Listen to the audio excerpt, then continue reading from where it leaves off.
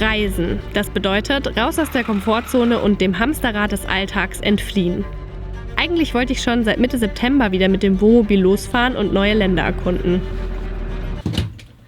Jetzt ist mittlerweile schon Oktober und ich bin immer noch mit der Renovierung von meinem Wohnmobil beschäftigt. Ist ja an sich auch eine plausible Erklärung. Die Renovierung dauert länger, deswegen kann ich halt noch nicht losreisen.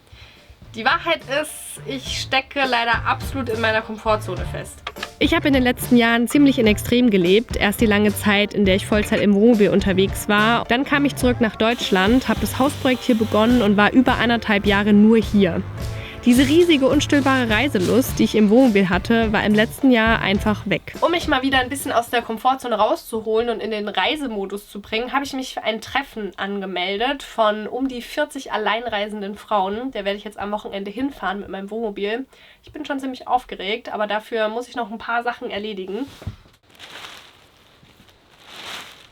In diesem letzten Jahr war alles etwas ruhiger. Es gab zwar die ein oder andere Herausforderung, aber nie in der Dichte und Intensität wie auf meinen Reisen. Ich habe eigentlich immer gesagt, lieber ein Leben mit Ups und Downs als durchschnittlich mittelmäßig. Lustigerweise ist mein Leben im letzten Jahr genau das geworden. Durchschnittlich mittelmäßig. Es gab kein Drama oder krasse Zwischenfälle, egal ob positiv oder negativ. Es lief einfach alles so gemächlich vor sich hin. Und ich habe das total lieben gelernt. Also habe ich mich gefragt, bin ich langweilig geworden? Habe ich meine Reiselust und den Mut verloren? Ich habe mich auf jeden Fall verändert und dem möchte ich auf den Grund gehen.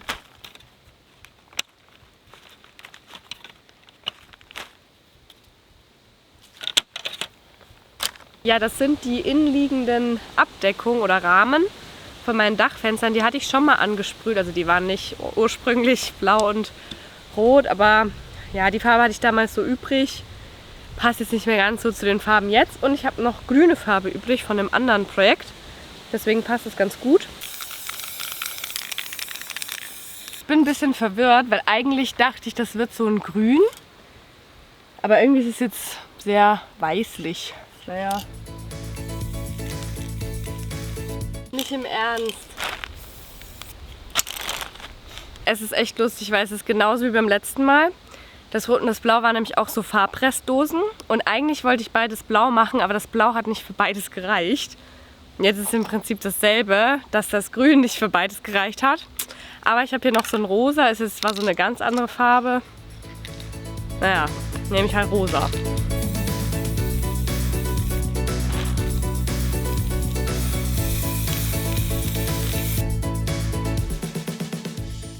Es ist heute Wahnsinnswetter für Oktober. Wir haben über 20 Grad. Und deswegen mache ich heute was, worauf ich überhaupt gar keine Lust habe. Weil es, glaube ich, der beste Tag dafür ist, weil ich so gute Laune habe. Und zwar geht es um meine Wasserschäden. Ich habe auch immer mal wieder Fragen bekommen, wie es denn jetzt aussieht mit meinen Wasserschäden, ob die jetzt weg sind. Nein, die sind nicht weg. Die gibt es immer noch. Und ich kann die aber gut im Rahmen halten quasi. Schauen wir uns das mal an. Was Neues ist, dass hier so ein Wasserring ist. Das ist ein bisschen bedenklich. Hier war mal so eine Schraube drin, deswegen ist es wahrscheinlich hier dann ausgebrochen. Ich könnte mir vorstellen, dass anscheinend hier Feuchtigkeit reinkommt. Da muss ich oben mal gucken. Womit ich hingegen sehr zufrieden bin, ist der Wasserschaden unterhalb des Fensters. Hier habe ich auch schon wieder die Verkleidung angebracht. Weil das ist wirklich dicht seit bestimmt einem Jahr. Also das ist wirklich super. Ich weiß noch, als ich zuallererst diesen Wasserschaden entdeckt habe, dachte ich so, oh mein Gott, ich muss mein Wohnmobil wegschmeißen und das war alles umsonst. Aber mittlerweile weiß ich einfach, dass das dazugehört zu einem alten Wohnmobil und gar nicht so schlimm ist, wenn man weiß, wo es reinkommt. Das ist eigentlich die entscheidende Sache, die man wissen muss, sonst bringt es nicht viel. Ja, und dann muss man einfach sich regelmäßig drum kümmern und dann passt das auch schon. Hier zum Beispiel, das sieht auch nicht gut aus. Das ist halt wirklich leider, dass über die Zeit sich das Sikaflex halt irgendwie, das wird dann halt leider brüchig. Ja, das sieht alles nicht gut aus. Das muss ich alles neu machen. Werde ich wahrscheinlich auch nicht alles heute schaffen. Super.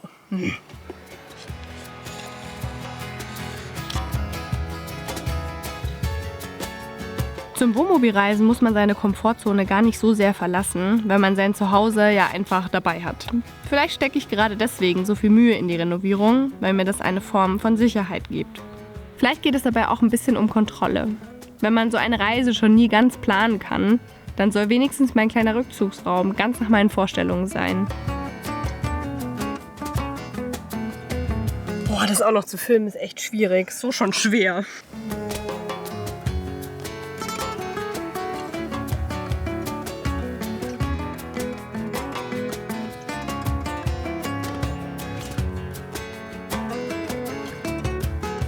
Ich mache jetzt eine Pause und hole mir was Kühles zu trinken. Ich wollte nämlich auch nochmal unsere neue Kühlbox zeigen. Naja, so neu ist sie nicht mehr. Wir haben die schon seit Frühjahr jetzt im Einsatz und ausgiebig getestet. Das ist das gute Stück.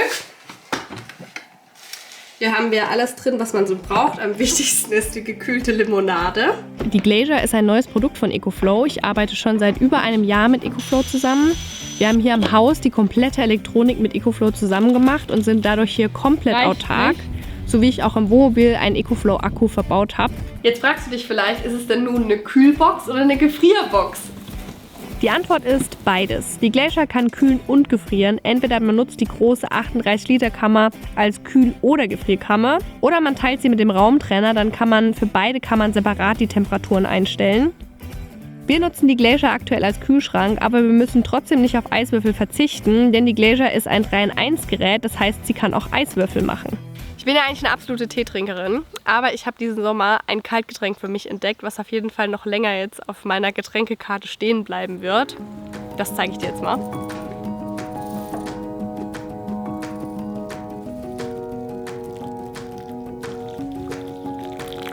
Ja, ich muss zugeben, auf meiner Reise wird mir der ein oder andere Luxus fehlen. Meine Matcha-Zubereitung perfektioniere ich seit neuestem mit diesem apokalyptischen Milchaufschäumer. Braucht man sowas? Nein, aber es macht einfach Spaß. Die Eiswürfel sind fertig.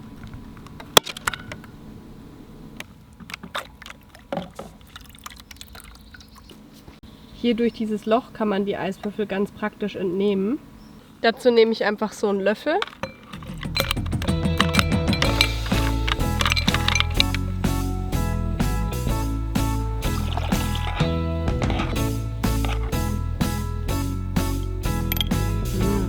I like it. Das super Praktische für uns ist, dass man einen Akku einbauen kann in das Gerät. Man kann die Glacier auch ohne Akku verwenden. Das ist auch genauso möglich. So ein Akku macht Sinn, wenn man zum Beispiel oft zelten geht und die irgendwie mitnehmen will und da kein Strom ist. Oder für uns macht es eben Sinn, weil wir ja hier keinen Landstrom haben. Unser Aufbau ist wie folgt. Wir haben hier die Kühlbox an 12 Volt hängen. Das heißt, die zieht hier vom Akku. Aber damit wir zum Aus- und Einschalten nicht immer hier die Tür aufmachen müssen, haben wir hier einen Schalter, denn wir stöpseln die tatsächlich vom Strom, wenn die Sonne nicht scheint. Das Ding hat ja einen 298 Watt Akku. Das heißt, wir laden diesen Akku nur voll, wenn echt die Sonne scheint. Gerade im Winter ist das für uns wichtig. Da brauchen wir den Strom einfach in der Wohnung und da hängen wir die nur dran, ja, wenn die Sonne einfach so viel abgibt, dass wir quasi Strom zu verschenken haben. Dann laden wir die Kühlbox. Wir können uns den Umweg über den Akku aber auch ganz sparen, denn die Glacier kann auch direkt mit Solarstrom geladen werden. Die Glacier kann man sich auf jeden Fall mal anschauen, wenn man wie wir autark unterwegs ist oder wenn man zum Beispiel einen Bulli hat, mit dem man am Wochenende mal campen geht und dann noch schnell die Kühlbox mitnehmen möchte. Falls du dich für die Kühlbox oder andere Produkte von EcoFlow interessierst, habe ich wieder einen 5% Rabattcode für dich. Schau dafür gerne in die Infobox. Mein Tagesplan wird gerade ziemlich durcheinander geworfen. Ich wollte in die Werkstatt fahren, ich hatte einen Termin heute wegen dem Keilriemen, weil der quietscht. Aber mein Auto wollte nicht anspringen, deswegen habe ich Starthilfe geben wollen. Das Kabel hat aber angefangen ziemlich stark zu rauchen, also es war eigentlich auch ziemlich gefährlich. Jetzt versuche ich es hier ganz klassisch einfach über die Steckdose beziehungsweise in unserem Fall über einen Akku zu laden, aber zu meinem Termin schaffe ich es heute nicht mehr. Bisschen doof, weil ich ja in 2 Tagen schon wegfahren will. Es macht mir auch ein bisschen Sorge, dass die Batterie schon wieder leer ist. Das ist ja eigentlich eine neue. Tja. Läuft nicht wie geplant, aber ich mache jetzt einfach mal weiter mit meinen Sachen und darf morgen um 12 Uhr es nochmal probieren mit einem neuen Termin. An diesem Punkt habe ich meinen Ausflug definitiv in Gefahr gesehen, aber ich muss sagen, es hätte mir sogar etwas in die Karten gespielt, wenn es nicht geklappt hätte. Ich war nämlich doch ziemlich aufgeregt vor diesem Treffen und wäre am liebsten gar nicht gefahren. Ich habe mich noch gefragt, warum ich mir damals die Mühe gemacht habe, das auch hier innen zu lackieren, weil ich dachte, das sieht man nicht. Jetzt merke ich gerade, naja, ich habe das lackiert, weil man es sieht. Jetzt ist das hier innen leider nicht wirklich lackiert, aber naja. Ich komme gerade aus der Werkstatt. Das Auto quietscht nicht mehr. War ja der Keilriemen. Ich kann jetzt auf meinen Wochenendtrip. Es gibt noch ein paar Sachen, die ich machen möchte. Eigentlich war meine Liste total lang. Aber ich habe die jetzt radikal gekürzt. Das Einzige, was ich jetzt noch mache, ist die Bartür einbauen, weil ich habe ja noch keine Vorhänge. Wenigstens eine Bartür wäre cool tatsächlich. Ich habe doch noch den alten Vorhang zumindest von hier oben gefunden. Das ist schon mal ganz gut.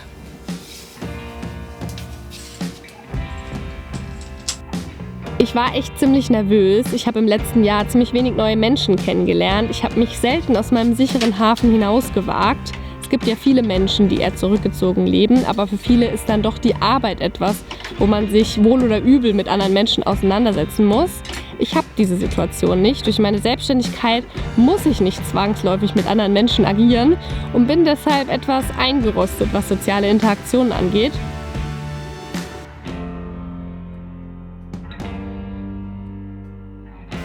Ich check's nicht. Ja, man merkt, ich war etwas durch den Wind. Ich habe gerade leider überhaupt keine Nerven, das zu machen, merke ich gerade. Ich glaube, ich nehme die Tür einfach mit und mach's dort. Ich check gerade nicht mehr, wie das war. Ich kann das gerade echt nicht glauben, aber ich habe nicht mal eine Bettdecke dabei. Ich habe absolut nichts hinbekommen. Wirklich Wahnsinn, wie wenig ich dabei habe und nicht mal eine Bettdecke. Ich habe keinen Topf, ich habe kein Messer, ich habe nichts. Ich habe mich und das war's. Tja.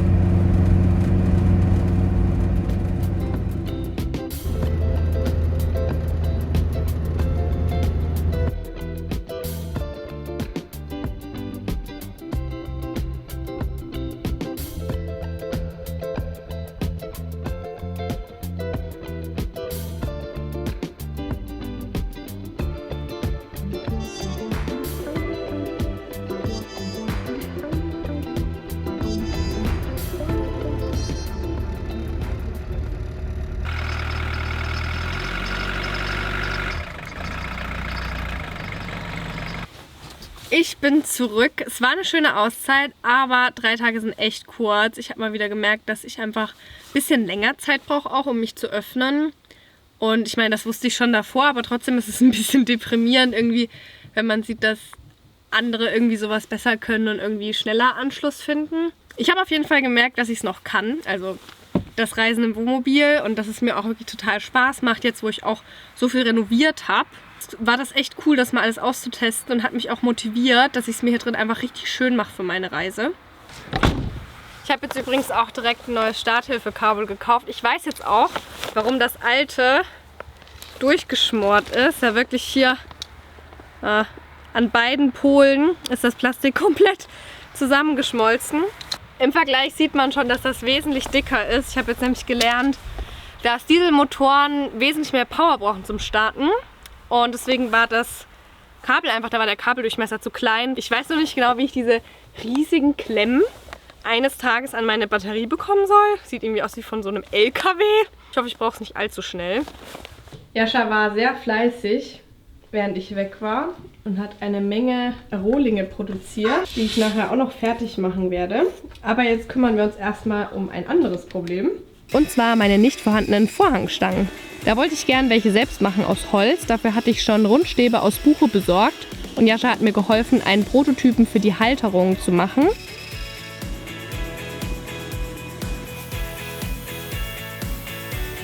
Als uns der dann gefallen hat, konnte ich den vervielfältigen.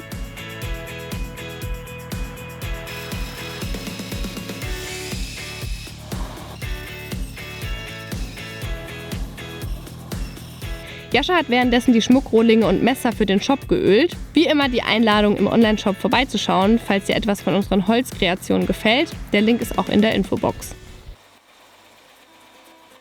Ich denke nicht, dass ich jetzt direkt langweilig geworden bin, nur weil ich ein Jahr nicht verreist bin. Ja, ich war viel in meiner Komfortzone, aber trotzdem habe ich viele neue Dinge gelernt, die ich auf meinen Reisen so nicht hätte lernen können. Zum Beispiel Handwerkliches. Da brauche ich auf jeden Fall einen behüteten Rahmen, um mich daran zu wagen. Die Form, die ist mir irgendwie ein bisschen wuchtig, deswegen will ich das noch so ein bisschen anspitzen quasi. Und ich habe wirklich viel dazu gelernt, was mir nochmal Selbstbewusstsein auf einer ganz anderen Ebene gegeben hat.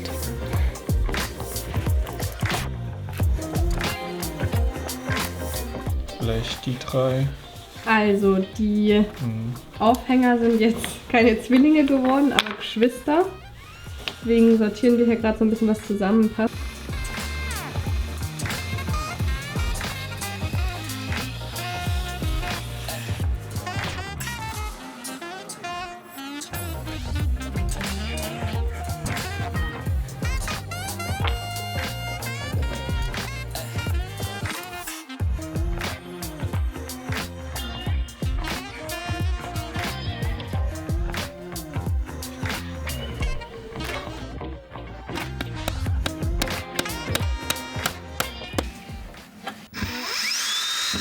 Meine Lichterkette hängt immer noch nicht, aber so sehen die Vorhangstangen jetzt aus.